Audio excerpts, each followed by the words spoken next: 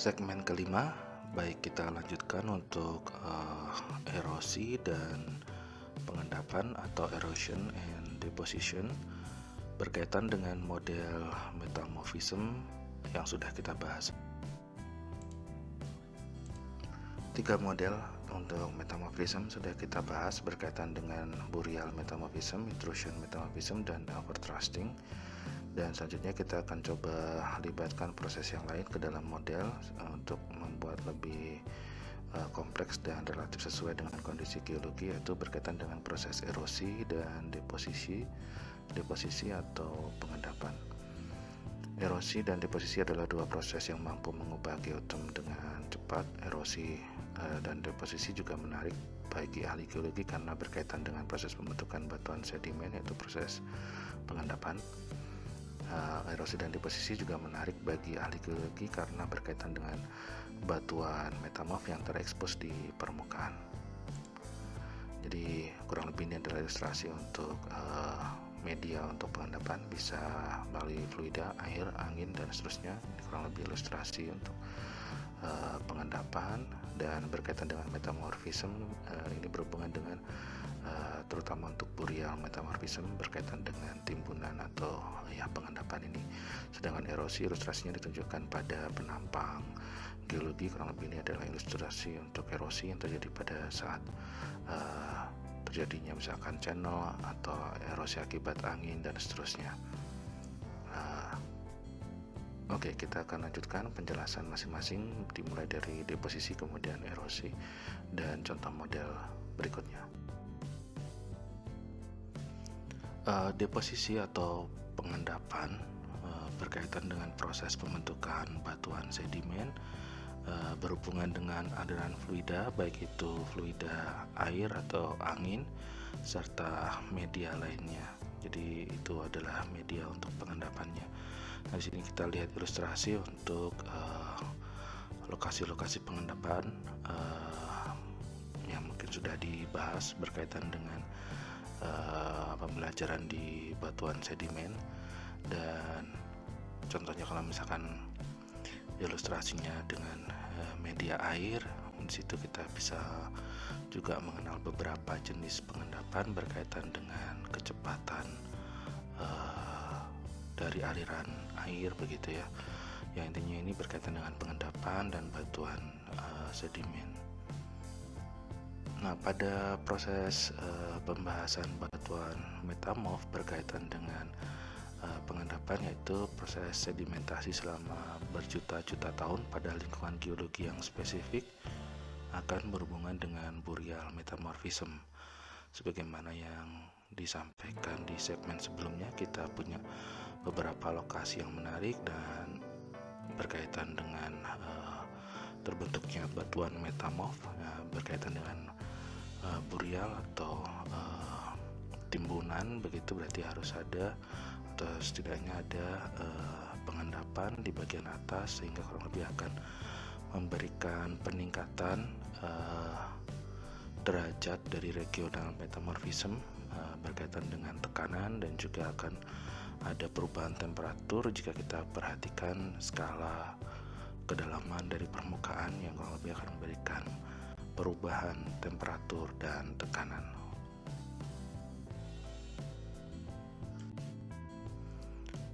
Selanjutnya erosi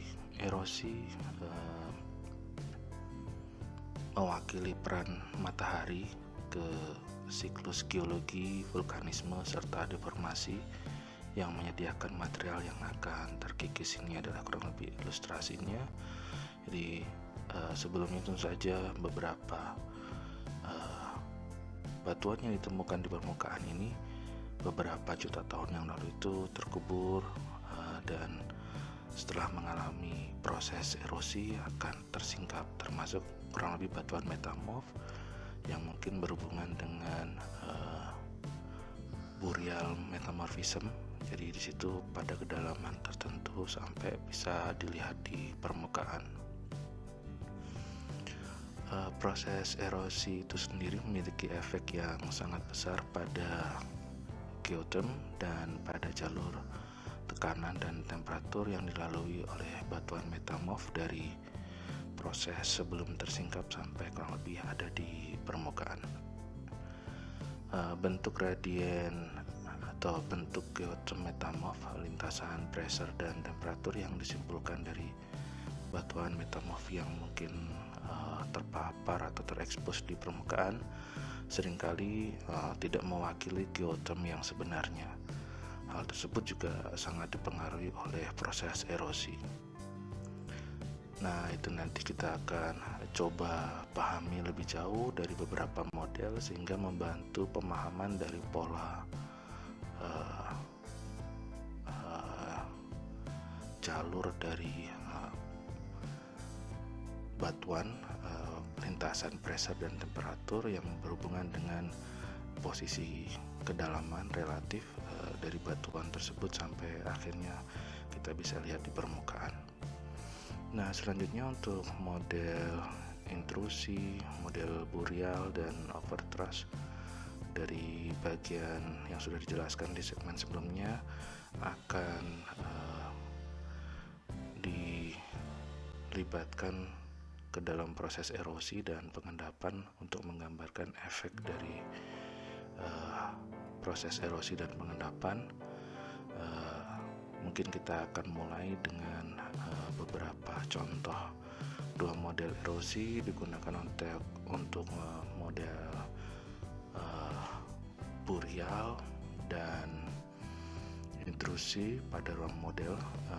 Yang pertama mungkin kita akan coba bahas berkaitan dengan erosi yang cukup kuat atau cukup ekstrim atau cukup besar begitu dari batuan sekitar atau country rock dan pengendapan di bagian palung yang cukup dalam. Sedangkan untuk proses yang kedua mungkin adalah erosi yang kuat pada bagian palung dan deposisi di batuan sekitar. Sedangkan untuk kasus overthrust, erosi dianggap relatif konstan di seluruh ruang model. Semua tingkat erosi akan berkurang menurun seiring dengan waktu. Jadi kita coba cek dulu untuk dua kasus sederhana tadi, atau dua kasus yang bisa melihat bagaimana pengaruh dari proses erosi dan proses deposisi. Contoh untuk model erosi kurang lebih seperti ini. Jadi model yang akan digunakan adalah satu dimensi sederhana. Jadi proses erosi itu sendiri memiliki efek yang besar pada geoterm dan pada jalur tekanan dan temperatur yang dilalui oleh batuan metamorf. Kurang lebih ini adalah model yang akan digunakan. Jadi kita punya posisi awal permukaan di sini. Nah, dari sini kita memiliki kurva ini yang merupakan standar geoterm equilibrium atau keseimbangan sebagaimana yang sudah kita pelajari pada saat awal di modul B. Kurang lebih ini adalah standarnya dari geoterm kesetimbangannya. Kemudian setelah erosi, permukaannya kurang lebih ini signifikan relatif dalam 25 km tererosi. Nah, ini dimodelkan dengan kecepatan 1 km per juta tahun atau million years age selama 25 juta tahun, dan selanjutnya tidak ada erosi lagi. Jadi kurang lebih ini terjadi selama 25 juta tahun. Ini adalah lajunya. Nah, setelah erosi itu terjadi, maka permukaan akan ada di sini. Jadi di sini adalah kolom dari material yang tererosi dalam 25 km. Nah, setelah tererosi di sini, kemudian geoterm permukaan dangkal mengalami penyesuaian dan naik menjadi sekitar 50 derajat Celcius per kilometer setelah erosi 25 juta tahun. Ini adalah geoterm yang setelah proses erosi 25 juta tahun. Dan perlahan-lahan nanti akan menuju untuk kesetimbangan baru sebagaimana yang sebelumnya di permukaan. Ini adalah kurva yang akan dituju untuk prediksi atau perhitungan 100 juta tahun setelah erosi. Prosesnya ada di sini. Jadi ini adalah seketika, jadi di sini ada perbedaan atau perubahan. Ini ada perbedaan yang tadi sudah disebutkan. Di bagian dangkal kurang lebih geoterm naik menjadi sekitar 50 derajat Celcius per kilometer. Mungkin kalau yang sebelumnya sekitar 30 derajat Celcius per kilometer begitu. Nah, kurang lebih saya coba buatkan perbandingan saja. Dari sini misalkan sebelum tererosi saya plot yang equilibrium ini, geoterm equilibrium berupa garis biru, dan setelah erosi sedalam 25 km permukaan ada di sini. Ini adalah setelah 25 juta tahun. Nah, kita coba bandingkan antara kurva ini dan ini pada level permukaannya. Ya, mungkin di sini bisa terlihat. Saya coba ulang gambar sebelumnya dan kita coba plot pada posisi yang relatif sama. Ini adalah yang warna biru dan ini adalah yang merah di sini ketika kita melihat satu level. Dari sini kita melihat ada pola perubahan geoterm dari depth terhadap kedalaman atau dari pressure terhadap temperatur. Perubahan gradien sebelum erosi dan sesudah erosi, kurang lebih seperti itu, sebelum dan sesudah. Alternatif analisis pada model yang kita diskusikan ini, selain mempertimbangkan efek erosi dan pengendapan pada geoterm, kita dapat menelusuri riwayat temperatur batuan tertentu. Misalnya batuan yang awalnya pada kedalaman 30 km. Dalam contoh erosi, temperatur batuan ini menurun sekitar 500 derajat Celcius selama erosi dan selanjutnya 200 derajat Celcius selama keseimbangan ulang geoterm. Jadi itu kurang lebih kalau contohnya erosi, temperatur batuan akan menurun, dan itu berkaitan dengan posisi kedalaman yang sebelumnya ada relatif cukup dalam, tiba-tiba langsung relatif ada di permukaan. Selanjutnya untuk ilustrasi dari model pengendapan yang cukup ekstrim, ini kita bisa lihat hanya saja kolomnya ini adalah untuk pengendapan. Di sini adalah posisi sebelum pengendapan, di sini adalah posisi akhirnya setelah pengendapan.